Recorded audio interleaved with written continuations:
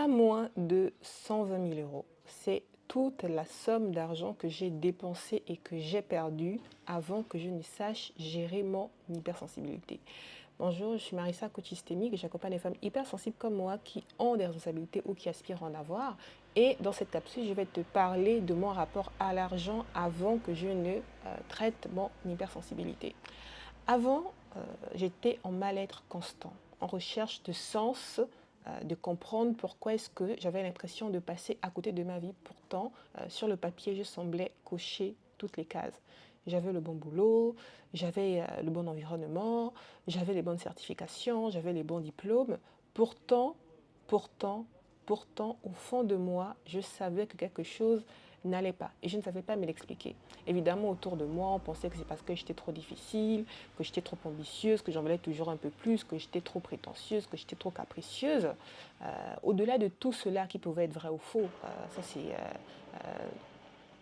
c'est la perception de tout un chacun, mais je savais que je sentais qu'au fond de moi, quelque chose ne nourrissait pas, quelque chose n'avait pas encore pris. Et ce vide intérieur que je ressentais, cette insécurité que je ressentais, cette soif que j'avais, je la remplissais en allant vers l'extérieur, en achetant plus de formations, en prenant plus d'accompagnement, de coaching, de suivi à la fois spirituel et aussi avec des... avec des approches souvent douteuses, ça on ne va pas se le cacher.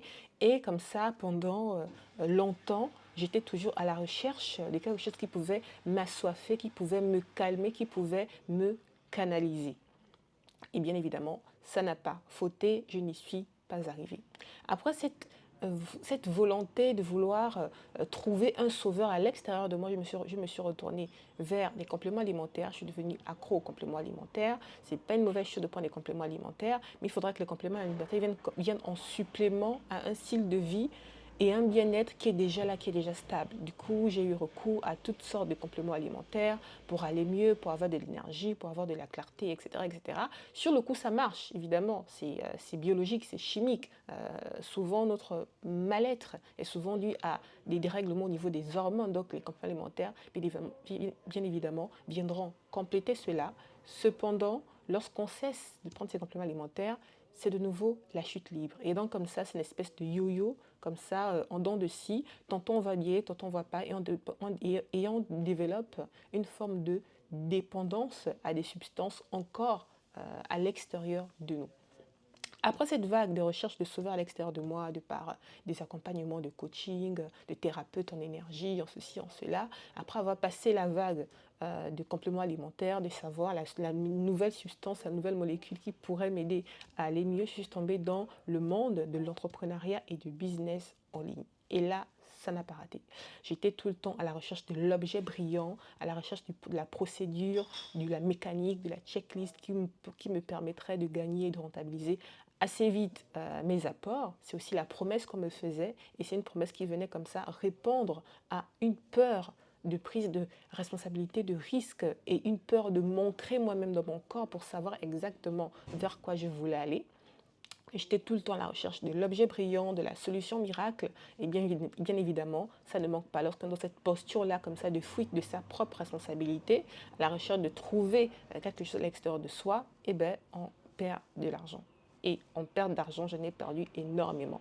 Ça, ce n'est que dans le sens de l'investissement. Maintenant, en termes de retour sur investissement, en termes d'opportunités que j'aurais pu saisir, le fait que j'étais tout le temps en hypervigilance, tout le temps fatiguée, tout le temps en train de craindre le danger, tout le temps en train d'éviter de me prendre des vagues de rejet, d'abandon, d'incompréhension, etc. Tellement j'étais en fuite de danger que je m'imaginais des scènes qui souvent n'existaient pas, n'est-ce pas?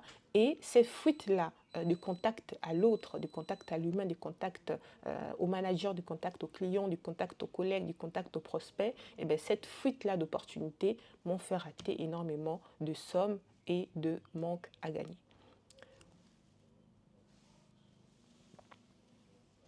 Et lorsque de façon inconsciente, dans une posture, et lorsque de façon inconsciente, on est dans une posture de fuite, une posture d'invisibilité, une volonté de ne pas forcément être vu, pour ne pas être critiqué, pour ne pas être jugé, ça se ressent chez l'autre. L'autre perçoit cette chose en fait que tu dégages qui dit en fait je suis là mais ne me vois pas. Ça se ressent.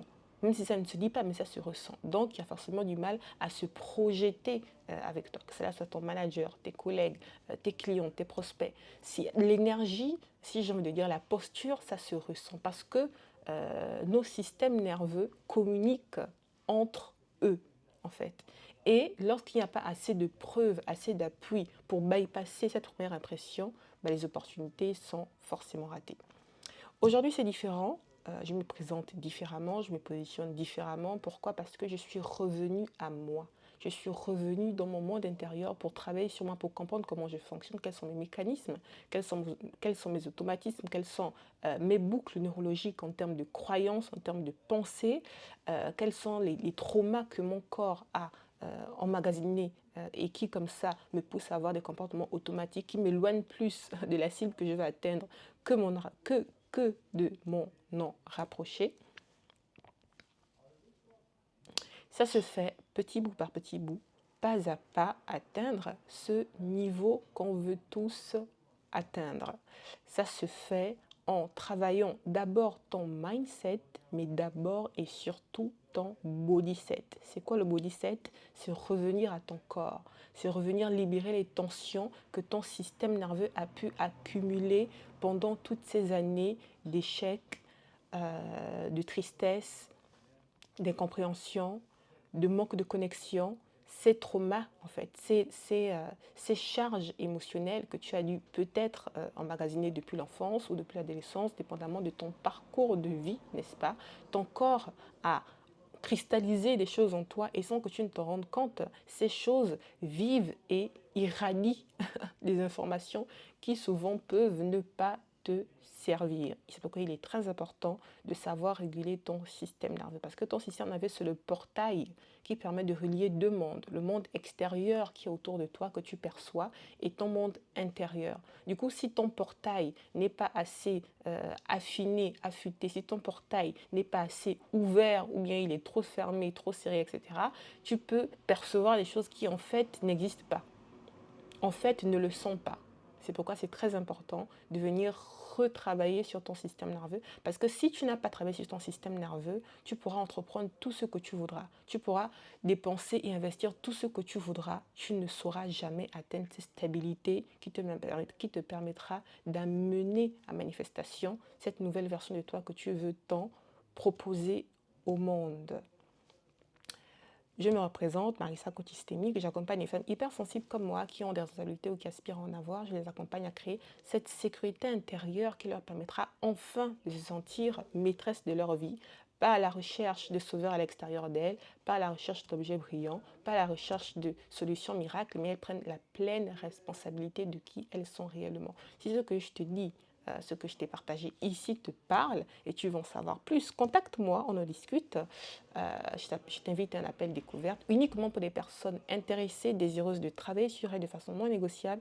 Elles ont conscience qu'elles ont trop laissé d'opportunités passer à cause de comportements, de mécanismes de comportements qu'elles ne savent pas forcément expliquer et elles sont prêtes à travailler sur elles pour passer au step suivant. Contactez-moi, prenons rendez-vous, appel découverte offert, 45 minutes, on aura l'occasion d'échanger ensemble et après je vous proposerai mon accompagnement pour celles qui voudraient aller plus loin. Prenez soin de vous à niveau à la fois et à très vite. Ciao.